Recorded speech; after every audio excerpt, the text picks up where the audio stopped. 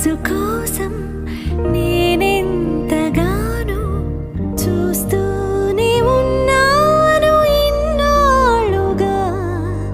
మౌనాలు అన్నీ మాట్లాడుతుంటే కనువిందుగా ఉంది తొలిసారిగా.